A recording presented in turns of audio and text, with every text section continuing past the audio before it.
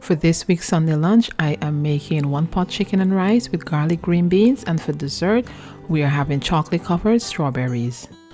I'm using the whole chicken and I'm going to show you how I break this down. I'm going to get started on the leg and thigh, and I just cut through the skin, cut it away from the body, and then there's a joint there and you want to cut right between the joint. That's the easiest way to do it. Then I'm going to move on to the wing. Now for the wing, I do want a little bit of that breast piece still attached. So I just cut some of the breast piece, then I find the joint for the wing and then cut right through.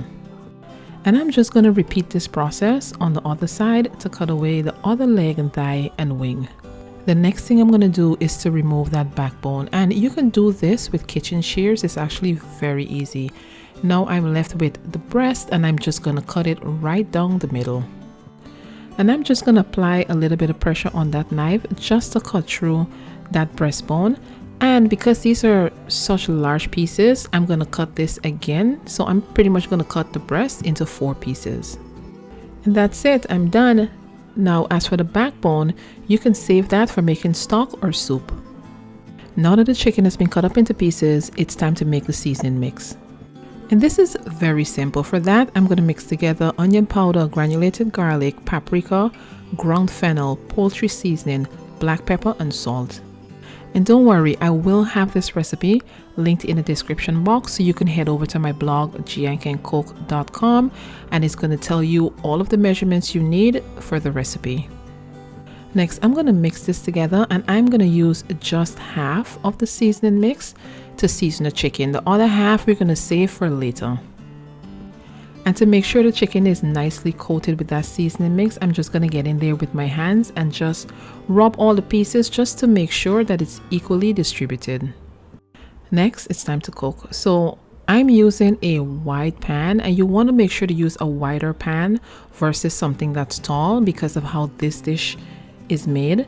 So I am just going to brown those pieces of chicken in olive oil. While the chicken browns, I am going to cut up and dice about half a red bell pepper and also half of an onion. I use a red bell pepper for this, but you can also use the green bell pepper. I must say, I'm a huge fan of one pot chicken and rice dishes. Apart from the fact that there's just one pot to clean, so there's a lot less mess. I like the fact that the chicken and the rice is cooked together, and then all of the juices and everything from that chicken flavors that rice, and it is so good. Of course, my favorite one pot rice dish is cook up rice. And to be honest with you, it doesn't matter the meat, it doesn't matter the bean, it is just absolutely the best. Once the chicken has browned on one side, it's time to flip it, and you're gonna know it's ready because it's gonna release very easily when it's time to turn. Once the chicken has browned on the other side, remove it from the pot and place it onto a plate, and we're just going to keep this on the side because what we're going to do next, I'm going to add the vegetables. I'm going to add the onion and red bell pepper, and I'm just going to saute it. As it cooks, some of that little brown bits, they're going to release from the pot, and this is so much flavor.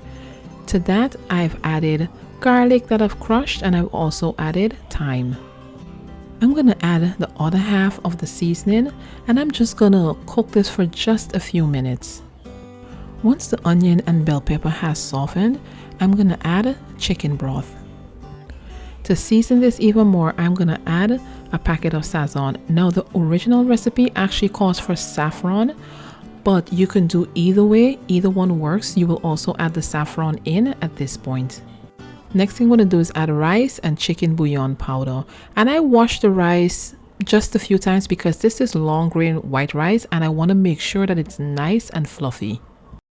The next thing I'm going to do is to add back those chicken pieces that we browned earlier. Just going to nestle it in there and place it on top of the rice. Bring it to a boil. Don't forget to add those chicken juices. Cover it and let this simmer on low. While that cooks, I'm going to get started on the garlic green beans. To my pot, I've added butter and olive oil. Next, I'm going to add frozen green beans, garlic, and lemon pepper seasoning. I didn't have any lemon, so this is what I chose to use. But typically what I like to do is just to use some lemon zest, and that gives it a lot of flavor. And I'm just going to stir this around and allow it to cook. I'm not going to let it steam. I want this to essentially kind of fry so that it gets a little bit of char like this, and that's when you know it's done. I made some chocolate covered strawberries for my kiddos. It's sweating a little because I had it in the fridge and I shared it over on TikTok. I'm going to have that link below in the description box so you can check out how I made it. Once the rice is done, I am just going to finish it off by adding some chopped parsley. And that was a super easy Sunday lunch. You have the chicken and rice that is so delicious. Everything was cooked in one pot. You have the super easy garlic green beans, and let's not forget about the chocolate dipped strawberries. And now it's time to dish up a plate and enjoy. Thank you guys for joining me. I hope you're enjoying these videos. Please be sure to subscribe because there will be another new video next week Sunday. Leave a comment if you've enjoyed this video, and I'll see you next week.